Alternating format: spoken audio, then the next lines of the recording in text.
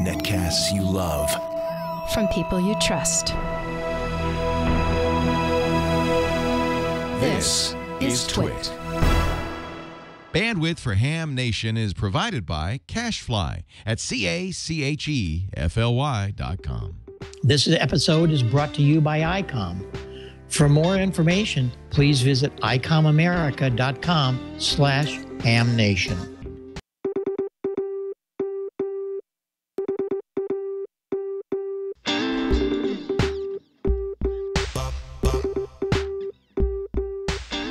This is Ham Nation, episode number 106, July 17th, 2013. Gordo explains VHF Tropo Ducting. Hello, everybody. It's K9EID, and it's time for Ham Nation. And, of course, you know what that means. It's all about ham radio. It's about fun things. And I have some wonderful things happening along with me tonight. This is a show that's about you. We're bringing you some really great things tonight. George has got some very, very interesting things in his smoke and solder. After a while, he'll be with us in just a little bit. But first of all, let's bring Gordon in. Gordon, how you doing down in Costa Mesa today? Is it hot? No. It's pretty warm, and most exciting, the Hawaiian beacon has been in for almost a week, on and off, and we're going to talk about Tropo tonight. Back to you, Bob. Okay, well, that it's always an amazing thing when we get to hear that, because out here in the Midwest it doesn't happen, especially in the Ozarks, unless we go across to Lake Taneycomo. Oh, and we have Amanda with us. Amanda, how are you? Are you and Jeff safe? You okay? We're doing great, Bob. Thanks for asking. Fires are out in our area. Back to you. All right. Well, that's the main thing, is that you've had a real tough time, and we wanted to bring you on and let everybody know you're all right. You'll be with in just a minute. One of the other things, Gordo, you got a couple of hamfests that you're coming up here in the next month or so? I do. We'll be in Albuquerque, New Mexico at the Duke City Hamfest. Ought to be warm there for Tropo time, and we look forward to seeing everybody in New Mexico. Okay, well, I think we're going to be there also via Skype. We're doing an awful lot of Skype meetings. All of us, George, Gordo, and I, we don't do them together, but if you have a club meeting or you have a hamfest, we're just having a big time doing these via Skype, and it works so well. And you might want to think about that. It certainly does raise the level of your club meetings, and we'd be glad to do them. Just send us an email, and we'll make it happen. Well, we're going to go back out to Gordo, and Gordo's got some very interesting things to talk about, especially his beacon that he's been listening to. Gordo, take it away, my friend. Wow, listen to this. That is the Hawaiian beacon coming in 2,500 miles away via Tropo. So tonight we're going to talk about Tropo, but Midwest and the East Coast, we're not leaving you out. And Dale was great enough to score a Tropo for beginners with just a handheld featuring Larry WD0AKX. So, Brian, if you don't mind, let's roll that video as an introduction to tropospheric ducting. WD0AKX, Larry in Albert Lee, Minnesota. I'm going to show you how tropospheric ducting is alive and well in the Midwestern part of the United States. Yeah, WD0AKX. Coffeyville, Kansas, yeah. Yeah, got a good copy on you down here. November 0 Mike, Uniform Alpha. November 0 Bravo Lima Lima BLL in Duluth, Minnesota, and glad to work Coffeyville, Kansas. The name here is Byron, and good evening to you. Okay, I believe you said Byron. Okay, N0 BLL. Great opening tonight here. Yeah, this is WD0AKX, Larry and Albert Lee on portable, standing in the garage, over. Yeah, hi Larry, this is Dave, 89AC. Nice to talk to you again. Okay, and you're located at Duluth, is that correct? Negative. I'm just south of there. I'm south of Superior in It's on 146.52 simplex. The band is really hot tonight, all over the state of Minnesota and Iowa and Dakotas. 5 watts to a Ringo Ranger that's up about 50 feet up in the air. This is exciting. Look at this, amateur television. 6 megahertz wide. WD0ARX, WD0ARX. This is November 9 Alpha Bravo, N9AB, November 9 Alpha Bravo. WD0ARX, November 9 Alpha Bravo, near Chicago. Wow. Close to 600 miles. July and August are usually the best months here in Minnesota for tropospheric ducting, and that's usually when we have a high pressure system that stalls out over the area and you have hot and humid evenings. 7-3 from WD0AKX, also known as Radio Ham Guy on YouTube. All right, thanks, Larry. WD0AKX. And Dale, thanks for scoring that great tropo as part of our new video series. Well, we're going to talk about tropospheric ducting, and we want to talk about the path between Southern California and Hawaii. There's also paths between the Midwest all the way down to Florida. There's tropospheric ducting paths every July and August from New York all the way down to Miami. Plenty of excitement when the atmospheric layers begin to form up and stratify. So, Brian, let's go ahead and start off with our first tropo duct. And this is the hero of tropo ducting out here on the West Coast, Paul Lieb, KH6HME. Unfortunately, a silent key, but wow, did he contribute a lot to tropo ducting. Now, one of the records of tropo ducting that I've been able to take part in, although I only held it for a couple of minutes, was amateur television 2,500 miles away, coming in from Hawaii to here on the West Coast. And this is on 400 megahertz, 426. And the neat thing about this is it lasted for about 5 minutes with a great picture that Paul was sending to us. Now, how does tropospheric ducting occur? Well, when the atmosphere begins to layer up, it's usually in the presence of a high-pressure system. Without the high, everything is normal. The higher we go in altitude, every 300 feet, we lose 1 degree Fahrenheit of temperature. We go up a mile and we lose normally 20 degrees Fahrenheit. Moisture, 1,000 feet, we lose a half a gram, and pressure decreases logarithmically. At 1 kilometer up, we lose 100 millibars. But during windy conditions, sometimes the tropoduct is blown away. But during stable, high-pressure systems, look what happens next to the normal stratification of air. There it is, and we see a sharp bend in what would normally be normal air pressure, normal air temperature. And this bend, usually it occurs at about the 1,000-foot level, and it acts like a waveguide trapping VHF and UHF waves from about 100 megahertz and higher. Now, it takes horizontal polarization to work most of the tropo paths, that is weak signal CW or single sideband. Here you see a tropo operator not up too high enough to be able to capture the Hawaiian beacon from the shores of Southern California. But notice horizontal polarization for the beacons. We can look at many of the weather charts that are available on the weather maps from NOAA, and we see something here that is not going to give us good tropo to Hawaii, and that is disturbed weather. We need something better. And here it is, hurricanes down south of the Hawaiian Islands, down south off of Southern California, putting in warm air. This warm air gets trapped into the high-pressure system, and when that high-pressure system begins to subside, called subsidence, the warm air begins to stratify at about 1,000 feet up. You see it as smog in the Southern California area. I know you on the East Coast don't have smog, but we've got plenty of it here. And that trapped inversion layer, maybe only 50 to 100 feet thick, is what acts as the waveguide for tropospheric ducting up and down the coast or between here and Hawaii.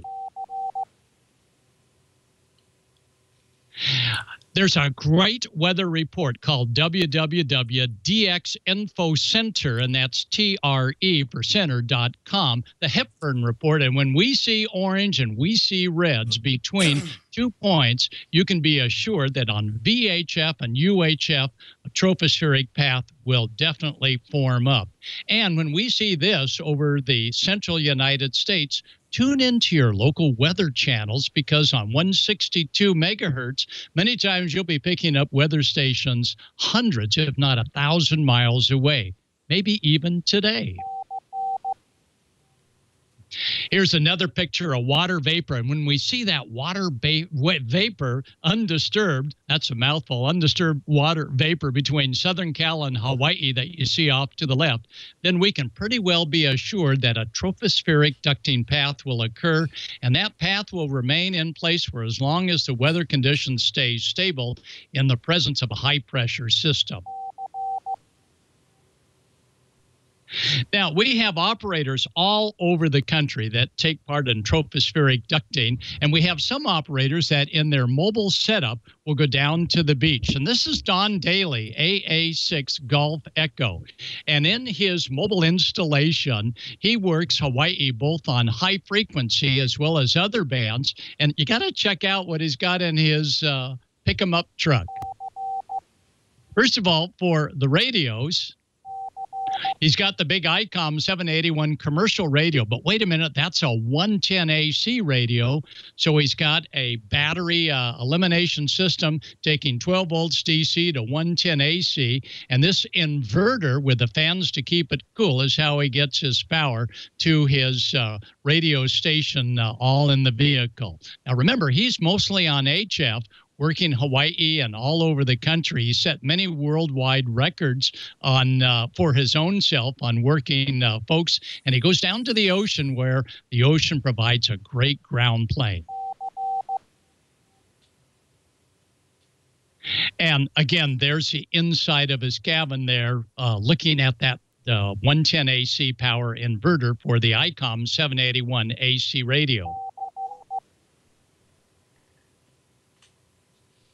And a good DC connection is necessary. May need to take some baking soda to that one. But most interesting is his antenna. Now you may have to stand. There we go. Now we got it right. Look at all that. All that is his ground system for his HF antenna. It looks pretty strange, but it really pumps out a signal on HF. And you look at the gaggle of wires and you go, oh my gosh, how does it work? Well, he's worked hundreds of countries on 40 meters parked down by the water. So don't mind what it looks like. Once he gets the ground system tuned, it's going to be a great, successful system. So you never know what you're going to see on the back of folks' pick-em-up trucks, but there's a good example of something that looks strange but works well.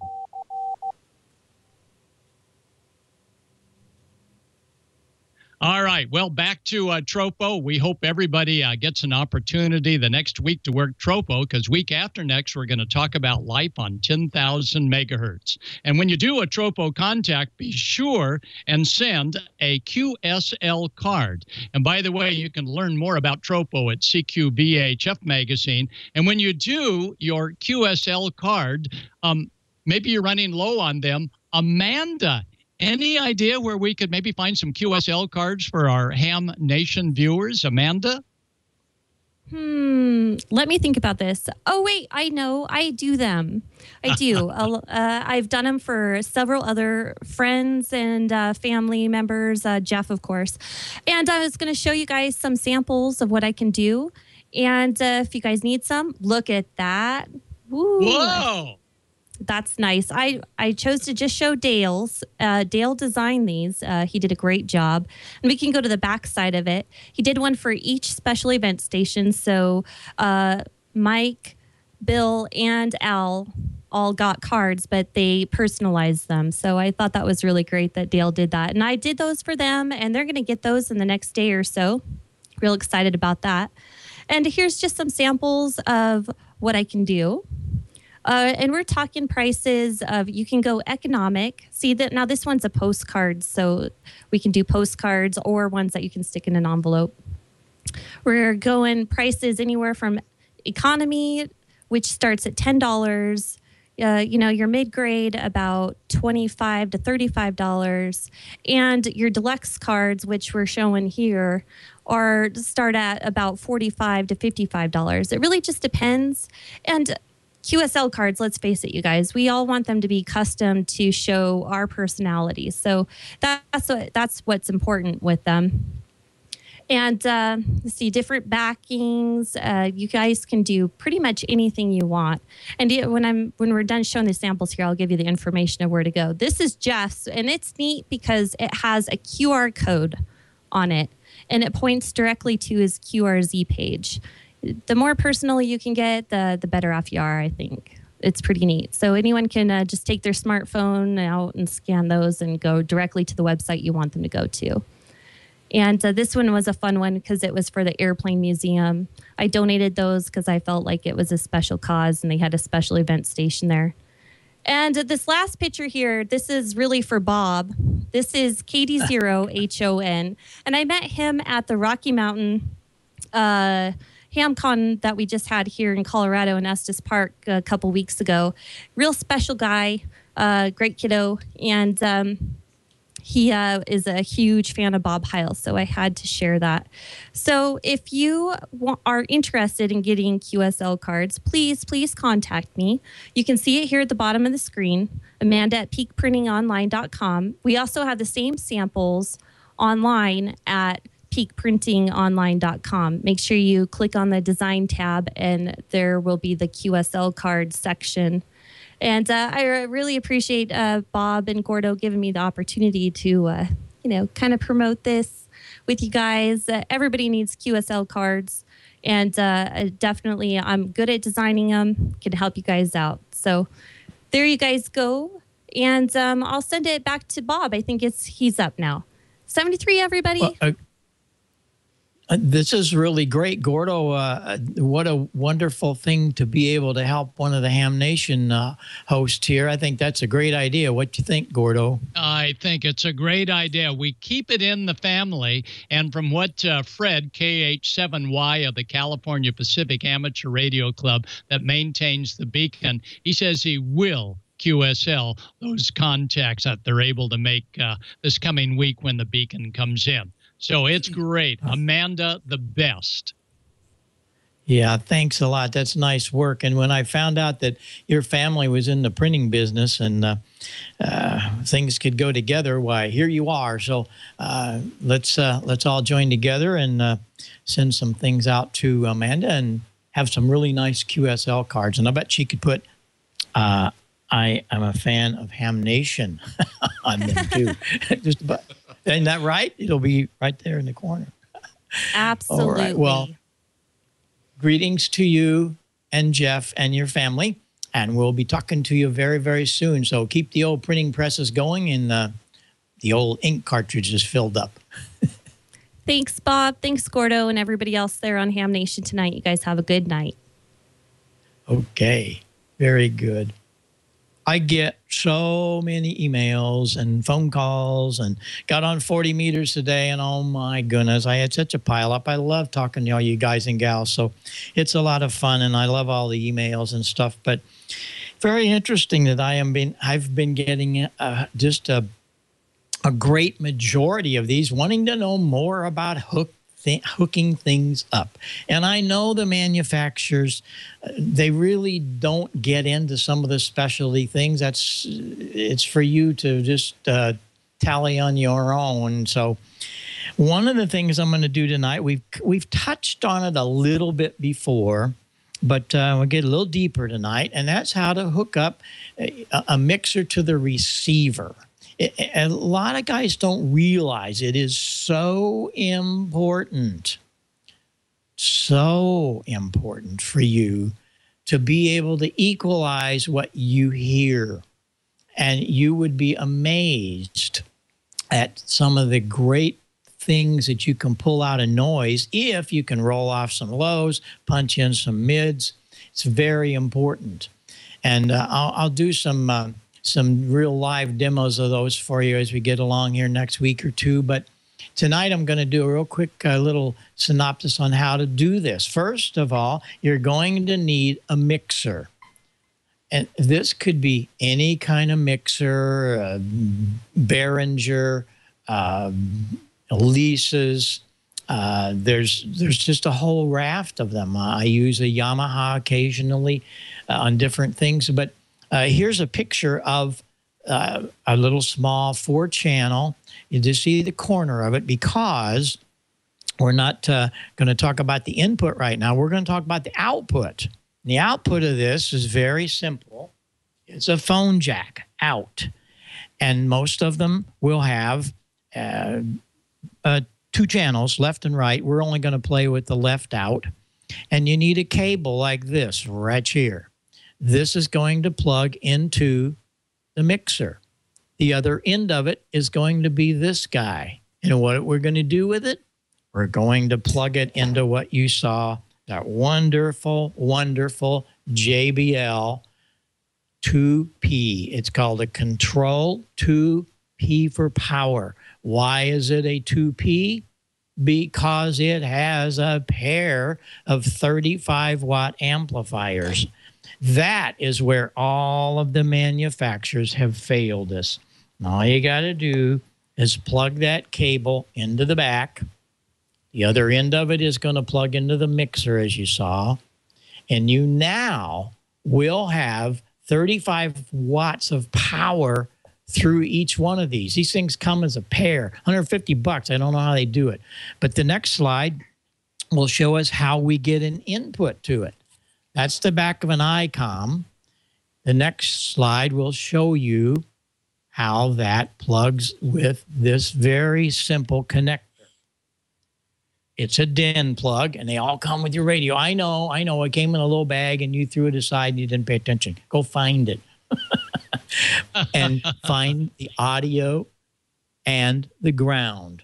That's all you need. Audio out and ground. There's also an audio in. That's for later on. We're talking about output. And it there bypasses the audio. Most all these transceivers, no matter what cost, they can be huge dollars, have 1-2 watts of audio at 10% distortion. Drives me insane. You get around that. You come out of the audio out, and you then plug this, the other end of that, into one of the inputs. And you will now see the input channel of the mixer. You see where at the top that 1/4 inch plugs in. And you have 3 bands of EQ. You have bass, mid, and treble. And it is absolutely stunning what you can do by equalizing. A lot of times you'll hear guys that's so darn bassy. Oh, notice there, the pan pot is turned hard to the left. That means that channel is going to come out of that left side. We also could use the right side for something else, but now we have that receiver dedicated to the left side feeding the 35-watt amp. You got to do this. You got to pay attention. You won't be unhappy at all. And finally, you're going to hear things out of those receivers that you've never heard before. It's so cool, and it's very inexpensive, because I saw a thing today on eHam. A guy's selling a speaker for a high-dollar radio, and he wanted $250. You know what's in it. It's a little speaker about that big around, period. There's no amplifier. This is just a box. Oh, I know it's matching. It's painted the same color. It is not a very good speaker. It is not a very good speaker. I know that. I had one of them. And I said, you guys got to be kidding me. And they're all alike. You cannot pick out one manufacturer from another. They're all doing the same thing. God bless them. But you have the ability for a couple $100 of buying a pair of 35-watt at 0.1% distortion amplifiers, 2 speakers. Man, you can, and then we can get crazy with this mixer. We're going to get more into that. But I hope that helps a lot of you, because I get a lot of emails and I talk to a lot of guys on air.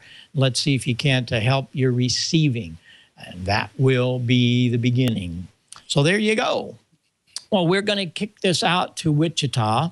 And Dale has got some great things happening. So, Dale, let's see what's going on and show us your shack tonight. And I know you got a lot of things going. Okay, Bob, we'll sure do that. We've got 3 really good videos tonight, and we're going to kick them right off immediately, starting with a 57-second field day video from David Mize. He's KK4HQT. Full Alabama Summer Day helped make this year's field day a huge success for the Tuscaloosa Amateur Radio Club. We had hams from around the county come out and help participate, as well as a good many visitors that stopped by our amateur radio information booth to inquire more about amateur radio. Field Day 2013 was truly a success for the Tuscaloosa Amateur Radio Club, and we can't wait for Field Day 2014. 73. CQ contest, listening radio 5 offshore. W4XI. W4XI, you're 1 Delta, West Texas,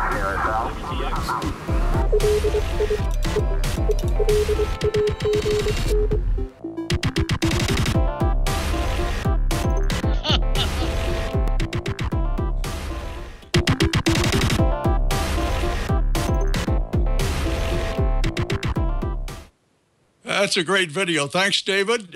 David is the film curator at the Paul W. Bryant Museum at the University of Alabama.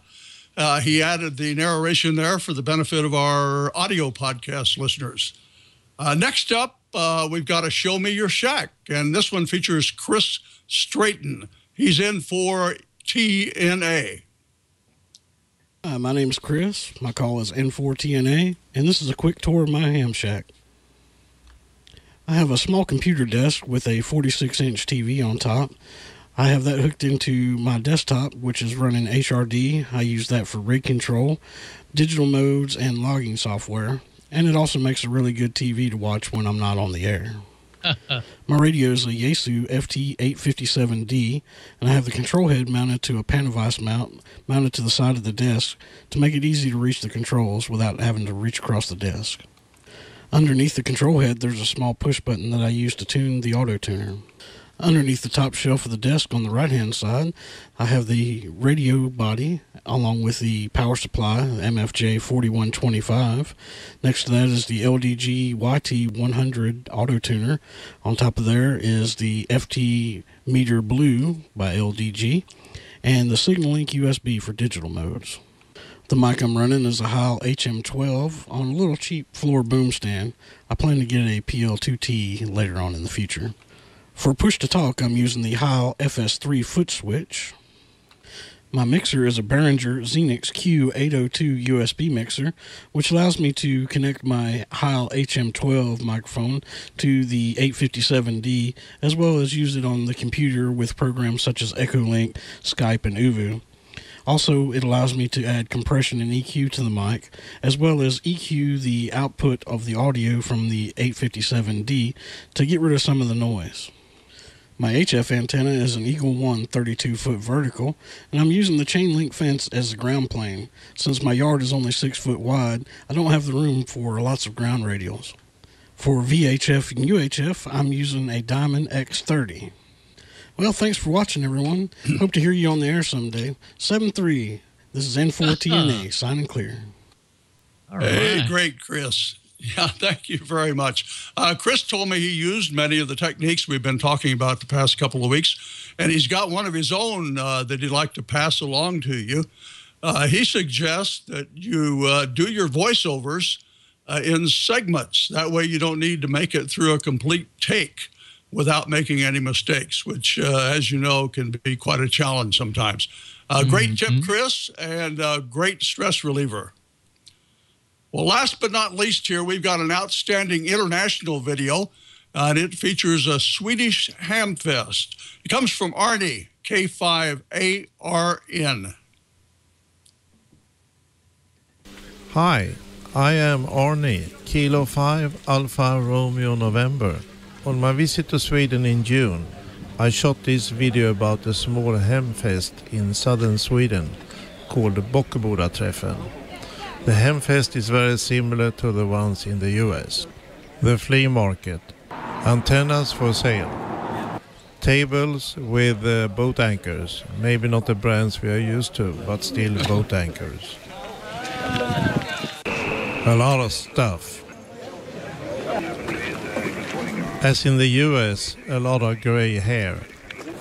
There was even the 1987 ARRL handbook to buy for a few dollars. The outdoor tailgate area, or maybe better the trunk gate area. This guy brought the table and his merchandise on his bike and bike trailer. The indoor forum was about wood electronics by Kalmar Radio Amateur Society. Sierra Kilo 7 Charlie Alpha. Here are some examples of wood electronics. You take a piece of wood, glue the schematics onto it, put thumbtacks in the junctions, and then solder the tubes and other components on the tacks.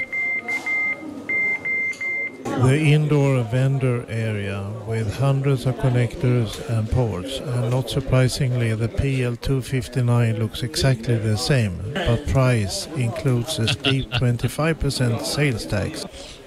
The D-Star Forum was outdoors.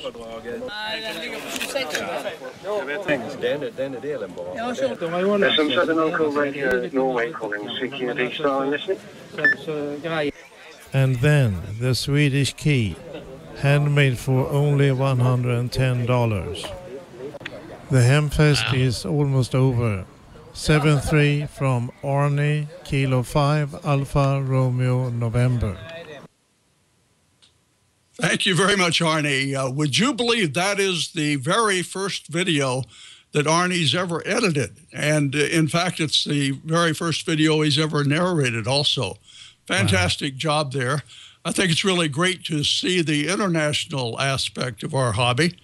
And that's going to be it for this week's video segment. We have several in the queue for next week, including a 1,200-watt mobile tour from Dan N9 LVS, complete with Corona. That's pretty impressive. And remember to send your videos 1.5 minutes long to hamnationvideos at twit.tv. That's going to be it. It's time for Newsline. Don, take it away. Hey, thanks, Dale. Appreciate that. Arnie is going to be at the Huntsville, Alabama Hamfest coming up next month, as a matter of fact. So I'm looking forward to meeting Arnie, K5ARN. He's a Facebook friend. And speaking of Hamfest, this Saturday is the Slidell, Louisiana Hamfest in the New Orleans area, just a little bit north of New Orleans. In fact, right in the middle of where I live and where New Orleans is. So I'm looking forward to the Slidell Hamfest. Great Hamfest every year. I get to make some new hams there, so I'm looking forward to that. And speaking of outtakes, no outtakes in my Newsline report. Let's go ahead and roll that. Newsline report number 1874. These are the Ham Nation headlines for Wednesday, July 17th, 2013.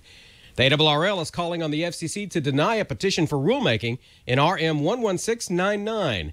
This is a request to permit the encryption of certain amateur communications during emergency operations or related training exercises. Amateur Radio Newsline's Norm Seeley, KI7UP.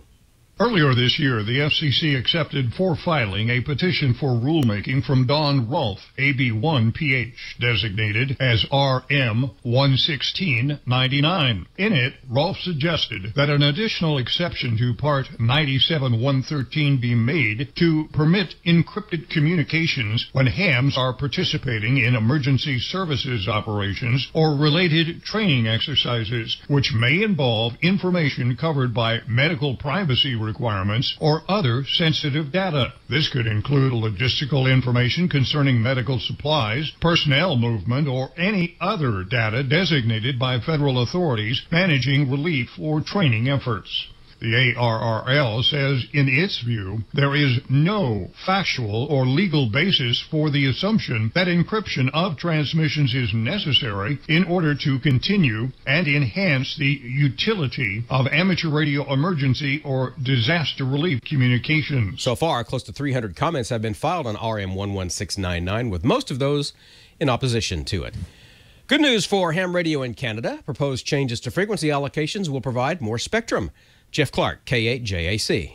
First up in the proposed revisions is the inclusion of a new allocation running between 472 and 479 kilohertz. This 600-meter band was long sought and won at the 2012 World Radio Communications Conference held in Geneva, Switzerland. Also some good news based on what's not seen in the proposal. Radio Amateurs of Canada officials noted that the proposed revisions in the nation's frequency allocation table did not include the addition of an appropriate Canadian footnote for the range 5230 to 5240 kilohertz. This for authorization of the amateur radio service 60-meter spot frequency channels, as petitioned in 2010, and the subject of the Industry Canada proposal issued back in May of 2012. Radio Amateurs of Canada calls this simply an omission and should not mean an unfavorable decision on the 5 megahertz channels. Instead, from all indications, the National Society says that there's good reason to believe the 60-meter decision will be favorable to Canadian radio amateurs and is imminent. And finally this week, a 70-year-old woman believed to be the oldest female sailor to make a solo, nonstop circumnavigation of the globe has finally reached her goal. And she is a ham radio operator. K8JAC on the journey of Jean Socrates, KC2IOV. Socrates set out from Victoria's Inner Harbor in her 36-foot cruiser near Ada in October of 2012. A note on her website says she returned to the harbor just before 3 a.m. Monday, July 8th. The pre-dawn arrival ended several days of anticipation as light winds along the west coast of British Columbia, Canada, stalled her return, which was expected on July 5. This was not Socrates' first attempt at such a voyage. She made 2 previous attempts to sail solo nonstop around the world. The first ended in Cape Town, South Africa in 2009, and the second journey concluded in January 2011 with damage to her boat in a storm off Cape Horn. During all 3 trips, KC2IOV reportedly held regular schedules with her support team and also made lots of other QSOs while at sea. Socrates, a grandmother and retired teacher, is raising money for the Marie Curie Cancer Care. This is a United Kingdom-based program that provides free home nursing for terminally ill cancer patients. A quick Google search for KC2IOV will give you all the details on this amazing woman and her journeys. And that's all from the Amateur Radio Newsline, your independent source for amateur radio news, brought to you each and every week for 35 years and counting at www.arnewsline.org. I'm Don Wilbanks, AE5DW 73. We'll see you next time here on Ham Nation. And there you go. That's the goings-on for the week. And, you know, speaking of Hamfests, one of the better things to do at Hamfest, of course, is to see new radios. And you've heard the buzz earlier this year. You may have even seen it at Dayton in May. Well, summer is here, and so is the IC7100 HF, VHF, UHF mobile. It's a multi-band, all-mode operation right at your fingertips. Now, this is an amazing radio. What sets the 7100 apart? Well, first off, a touchscreen interface, an intuitive touchscreen interface, really, really easy to operate. The Icom smart menu system, context and mode menu items all right there. There's a new design control head, easy to read display. It's angled, and it's got feet to keep you from tipping it over. It's really, really neat. There's a built-in speaker in the faceplate. A 32-bit IF DSP that Icom is known for, control digital features. D-Star ready. Yes, it's built in. The near repeater functionality is there, too. The built-in SD card slot for voice and log storage. Go to icomamerica.com/hamnation for a lot more information on that, including a video that George Thomas, W5JDX, and Ray Novak and Tommy Martin shot to tell you all about. There it is right there. You're seeing it right there. Pretty amazing video. You need to go check that out. And also, while you're there, don't forget to check out the details on the Icom monthly grand prize drawing. You can win, of course, T-shirts and hats and other stuff, but there's a free Icom radio every month, a different one. Go to icomamerica.com/hamnation for all the official rules. Check out all of the previous drawing winners, and hopefully we'll see your name there soon. And now, with more details on that, is our friend George Smokin' Solder Thomas, W5JDX. George. Hi, Don. Good evening to you. And, yeah, if you want to win more than just a T-shirt, enter, because they've got a great prize coming up in July, and that's the ID51A VHF UHF dual band transceiver with a D-Star. So after the show tonight and after every episode of Ham Nation, go to icomamerica.com/hamnation and register, because you'd really like to have one of those. I know I would. Well, this week we started a new project here, one I've been teasing for a couple of weeks now, so let's go ahead and take a look at that. This week on Smokin' Solder, we're going to build the TNC Pi. This is a neat little kit here from Coastal Chipworks that's just came out. They have another version of this kit designed for normal computers. However, this model is designed specifically for the Raspberry Pi. TNC Pi is similar to TNCX, which is a new terminal node controller kit design based on the KISS protocol. It's implemented using a microchip PIC 16F628A microcontroller, a CML MX614 Bell 202 modem chip, an 8K Ramtron FRAM, and an op-amp which provides the active filtering for the modem. We've got just a few parts here. We've got some resistors, capacitors, a little bag here with more components in it, resistors, capacitors, pots, etc. Some stacking pins to connect to the Raspberry Pi with. We've got a little piece of anti-static foam here that contains the semiconductors, and some of these are static sensitive, so leave them on the foam until you're ready to mount them. Got a couple of crystals here, and we've got a DB9 connector. So let's begin. Now the instructions here are still sort of in a preliminary stage. They're not quite as detailed as some you might see with other kits, but it's still not too difficult. The main thing you'll want to do here is look at the parts list when you're trying to identify the components to know which value goes in which position. The first step is to install all the components that will lay down flat on the board, leaving the taller ones for later, because if we put the tall ones on here now, it'll be harder to get to the smaller components. We've got a group of 0.1 microfarad mono caps. Let's put them in first, since they're the smallest thing we have. And now C7 and C8. Next we've got C9 and 10. These are 18 picofarad disc capacitors. The ones I have are marked 18J. And we've got a couple of 22 picofarads. These are marked 22J. And we have a 100 picofarad. This is marked 101J. We have three 100K ohm resistors. These are brown, black, yellow. We've got three 1K ohm resistors. These are brown, black, red. And we've got five 10Ks. These are brown, black, orange. We've got a 24.9K. R9 is a 9.31, and R10 is 18.7K.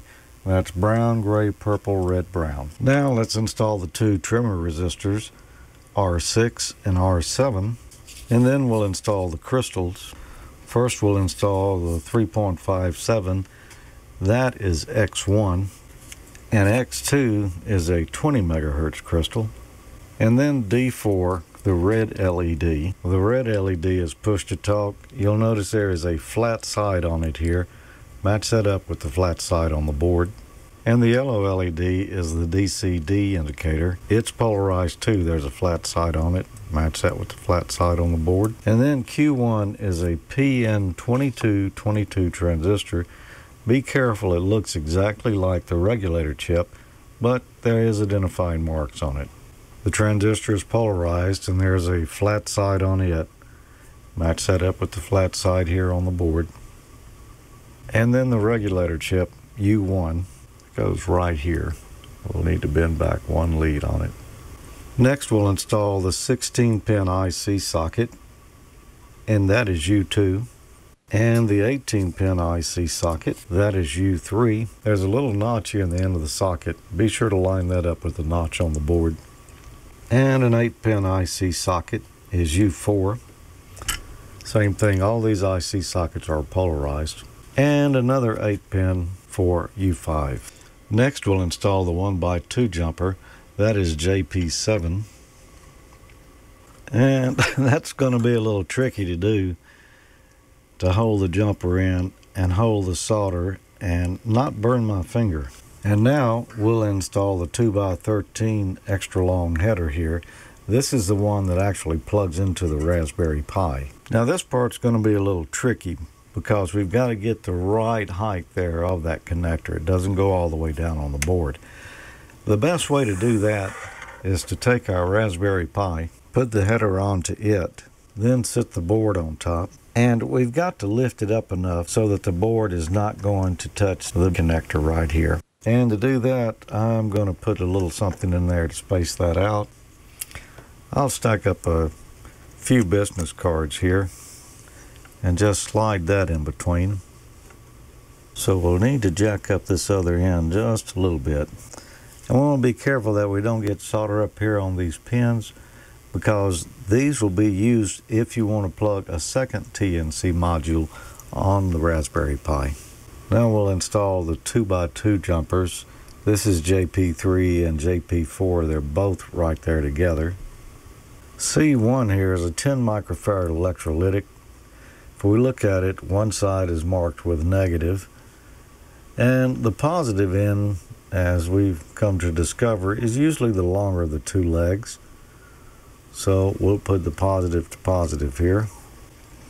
Now we need to install jumper JP7, this one right here, if we're going to use the Raspberry Pi with a serial port.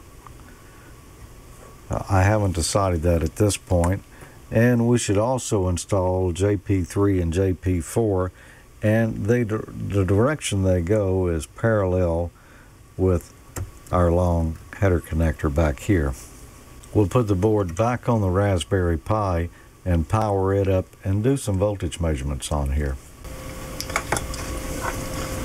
Now, I don't feel good about the way this looks here, because if that gets pushed on, these connector pins are going to short across the top of the USB connector there. So I'm going to glue a little piece of rubber here to the bottom of the board to prevent that. And we'll use some of my favorite 3M Super Weather Strip adhesive here. Yes, I'm almost out, but I have a whole new tube sitting over here waiting as soon as this one is empty, and this one is about empty. Now I'll feel a lot better about that. So what we need to do is apply power to our Raspberry Pi here and take some voltage measurements. Now I've stuck a couple little jumpers down in here from pin 5 and pin 14. We'll measure across those with the Raspberry Pi powered up, and we expect 3.3 volts. And we don't have that. Now we need to do a voltage test, so we'll apply power to the Raspberry Pi, and then we should measure from pin 5, which is negative, to pin 14, and we expect to see about 3.3 volts. And we still don't have any voltage. Now you'll only have voltage here apparently if you do have jumper JP7 installed. And there we go, 3.3 volts on the nodes. So now we can install the ICs. Now U2 is the modem chip, and that is the MX614. Now these chips are keyed, and we can see a little notch right here on the end of it. That means this is pin 1 below. We've got a notch here on our IC socket. It's right there. So we match those two up when we install the chip. Now usually these IC leads are spaced a little further apart than they need to be. So what I will generally do is take them, lay them on the side, and just apply a slight pressure to bend them in a little. Now U3 is the PIC chip, this socket, and the notch is down here on the bottom. U4 is an 8-pin op amp, and that's an MCP6023. And then finally, U5 is a memory chip. It's a 23K640. And now our chips are all installed. Everything's installed on the board here. So next week on Smoking Solder, we'll get together and we'll test this baby. We'll download some software and install it on the Pi, and we'll do a little bit of packet work. If you'd like to build along with us at home, then visit tnc-x.com and look up the TNC Pi. And that's a lot of fun. Next week, we'll actually test it out, because I don't know if it's going to work yet, but hopefully it will. Well, last week's contest, I had the question of, and I've got it right here, what is the name for this type of crimp terminal? And the answer came from Chip, who's in the chat room right now, WMIT, and Chip said that it's a spade lug, and that's correct, Chip. And you're going to win this MFJ dual 24-hour clock, courtesy of MFJ Enterprises. And for next week, we've got a great prize as well. You just saw me building that TNC Pi. Well, if you've got a Raspberry Pi, why don't you go in our contest and answer this question right here? You could win your own Raspberry Pi kit. And that is, what does TNC stand for? And if you think you know the name or the answer to that, then email me, hamnationcontest@gmail.com, and you could be the winner. The TNC Pi kit, courtesy of Coastal Chip Works. And I did want to mention one thing. You know, we were all talking about field day earlier, and I've never really said what I did. Well, I went to Johnson Space Center at NASA in Houston, Texas, and spent some time out there in their ham shack. If you'd like to have a look at that, then go check out the latest episode of AmateurLogic.tv and learn all about it. Now, an upcoming build I've got coming in 2 weeks is going to be the MFJ 941 EK. That's the HF antenna tuner kit I showed you last week. Go to mfjenterprises.com and check out that product. And if you'd like to build, go ahead and order yours now, and we'll be starting on that in 2 weeks. And I think it's time now that we should bring Cheryl on board and see what kind of hot chat we've got going tonight. Cheryl? Hi there, George. Very nice job. Nice to see you tonight. Great job on your segment, as usual. And hi, everyone in the chat room. Hi, Bob. Hi, Gordo. Hi, Don, and hi, Amanda. How are you guys doing? Well, welcome aboard. Yeah, it's been really, really busy in there. It's hard to keep up, actually, tonight. We have a lot of activity. So let's give it a start up here. I have someone that actually got their ham license. Just a quick announcement in June. That would be VA2 X-Ray M X-Ray. Peter, congratulations for jumping in and getting your license with ham radio. We're glad to have you, and we're glad to have you in the chat room too. So N5TRW Travis asks, where did everyone get their signs with their call sign that lights up? So I'm going to just say that's Jim's Engraving does it. So it's www.jimsengraving.com, who does the fine jobs for all of us with beautiful wood and beautiful engraving and everything. He does a great job. So here we go. Question for Bob, number 1 from VE3MIC Mike. Bob, hi. He says, I'm seeing ribbon microphones that are being manufactured and sold at relatively low prices. And I'm wondering if they would be suitable to amateur radio use. He wanted your thoughts on that. Go ahead. Hi to you, Cheryl. And no, condensers, ribbons, they're all too sensitive. They're too fragile. The world has to be rid of them, and that's what Joe Walsh and I figured out about 8 years ago, trust me. And you want to look at large diaphragm dynamics. Well, you hear them. Yeah, when you hear the good signals on the air, you know where they came from. But no, condensers and ribbons are not for this application at all. Thank you, Bob. Very good. And your question number 2 comes from N9CQ John. How do you keep the RF out on transmit? I believe he was talking about when you were hooking up everything to the radio, or just in general. I'm not sure he didn't specify, but you want to tackle that one for us? How many hours do we have? I will just tell you this. I have all these equipment. I don't know how many transmitters. I don't know how many receivers. I haven't counted them lately. There's 15 coax lines going out of here, out 500 feet to the meadow. Tremendous amount of stuff. There's not one ground in this station, not one. And Gordo shows you one of the things you can use if you do have some RF stray. Just put a couple of RF beads around the cables. But you end up with lots of those. But that works, doesn't it, Gordo? Well, the thing is that you just don't want to get me started on this, because everybody's been told all your radio should have a ground. You ground everything to everything. No, you don't. No, no, no. And it's rigged fallacy in the market. Go to EHAM.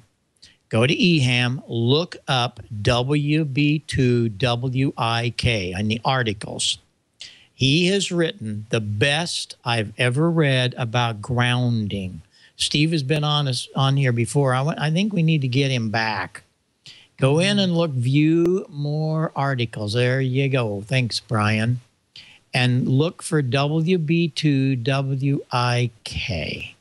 And he will tell you why you don't have 25 or 30 grounds.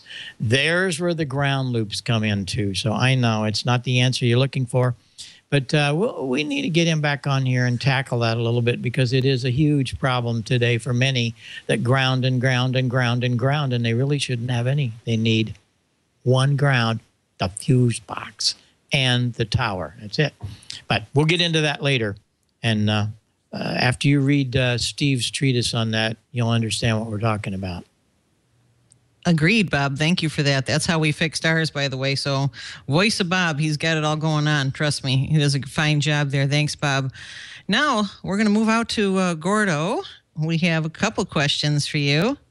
So, NN7X, that would be Lee. He says, could you ask Gordo about using the chain link fence as a ground plane? And just prefacing this, someone said, it's certainly not tuned, but better than no ground plane at all. But he still loved to hear your response. And that came from Dan, WD4DC, who was kind of interfacing with N97X, Lee, who originally asked the question. So I'll turn it over to you for the answer, Gordo. Go ahead. Okay, and that's a great question. Yes, chain link fences make an excellent vertical antenna counterpoise or a ground.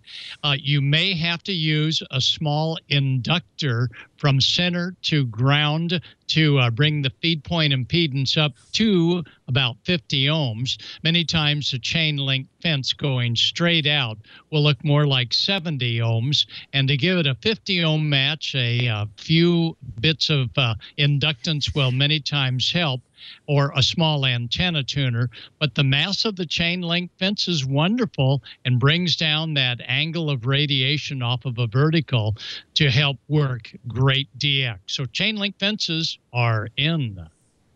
Awesome. Great. And we have a question number 2 for you, Gordo. You're not off the hook here. We've got VA2 XMX Peter. And he says, what's the best way to learn CW? Gordo, there's nobody that I think could answer that better than you, so go ahead. Hi there, Peter. And we recommend whatever way is going to keep you excited about learning CW. I've got some great audio CDs about learning CW at the W5YI group.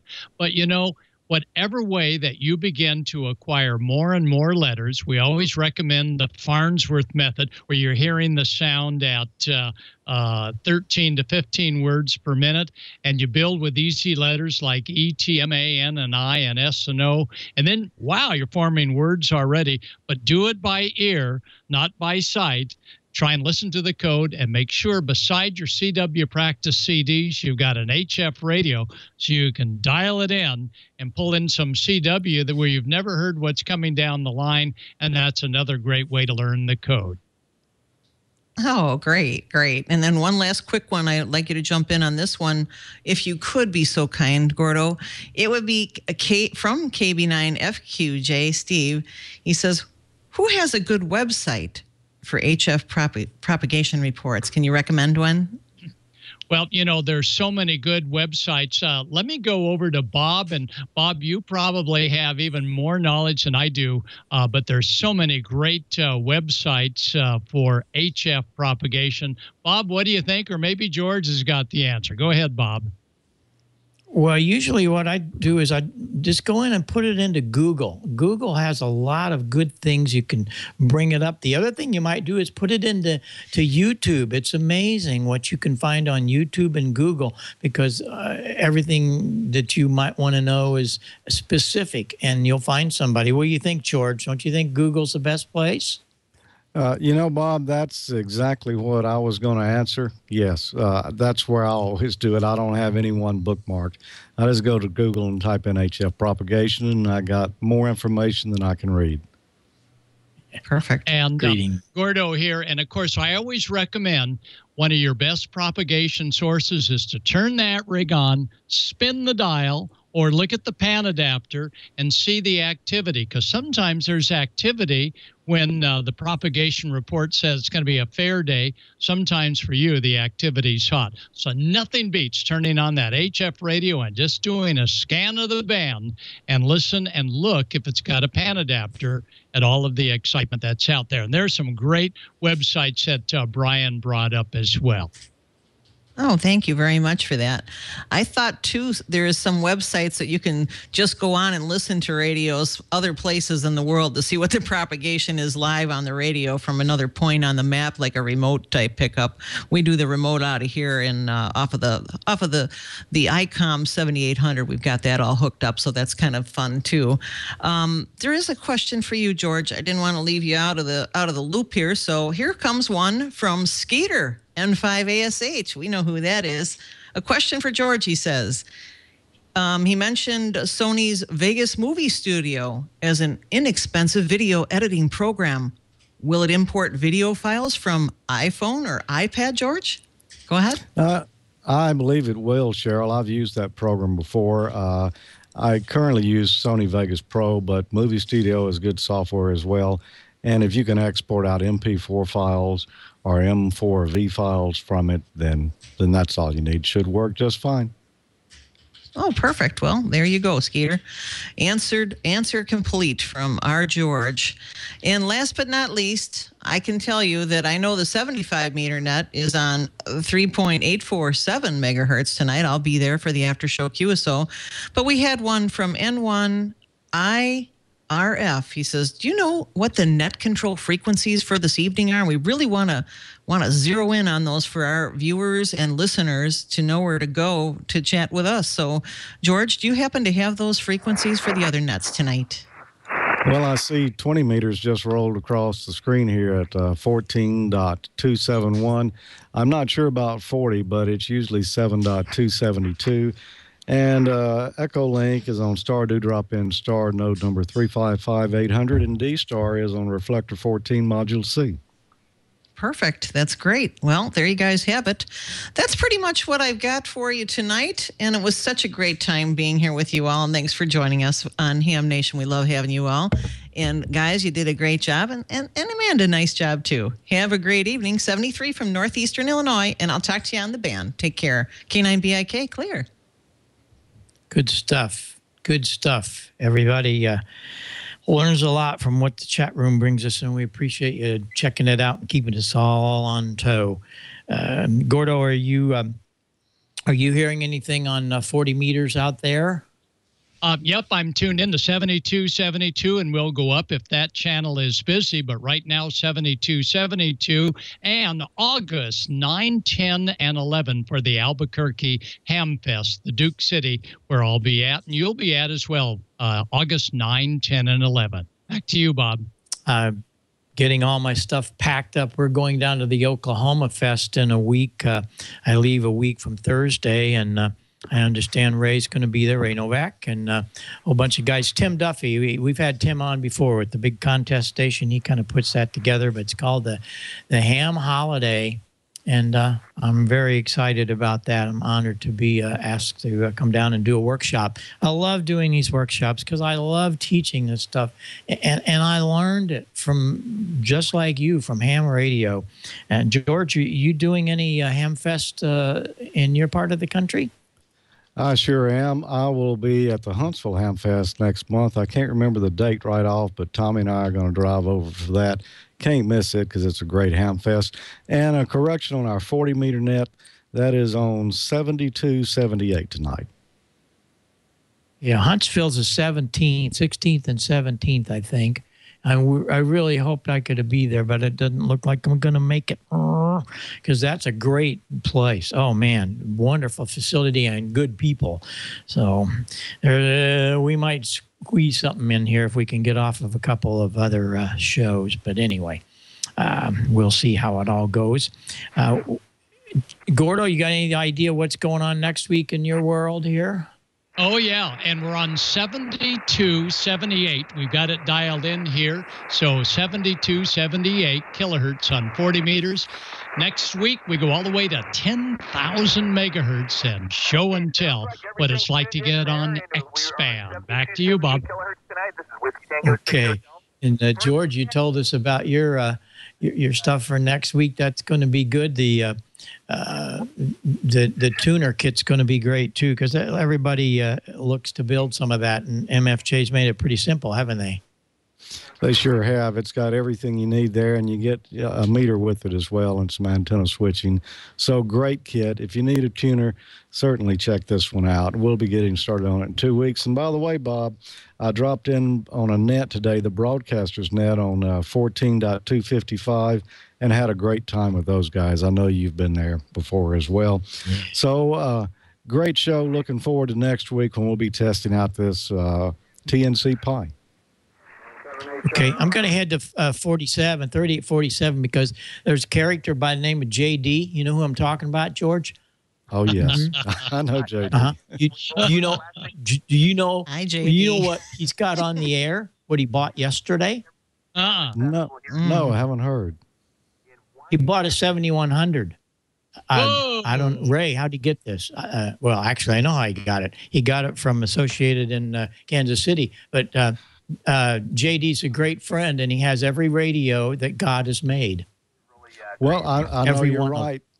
Yeah, he doesn't miss one. If there's something new that comes out, check with JD because he'll have a review for it right away. That's right. You might not like it, though. No, you may not. But he does tell the truth. Okay, we got to shut this down before Petaluma comes and cuts our cable. We'll see you all later. Brian and everybody back there, you did a great job tonight. I think things went really smooth. And Gordo, we'll see you next week here. We'll see George here next week. We'll see, I don't know who all. I know Cheryl will be here. So what can I tell you? I'm going to get over here and see where JD is. He's probably going to kill me, but that's okay. 7-3, everybody. We're off to have some fun on the bands this week. Don't believe anybody that the bands are dead. No. I'll be back in about 10 seconds with the net. Hey, there's Mike. We'll see you on the nets, everybody. Thanks for being here. Pass the word. Ham Nation is on the air every Wednesday. You can see them. Just put Ham Nation into Google, and you can see all the shows. 7-3, everybody. We'll talk to you next Wednesday. Bye-bye for now.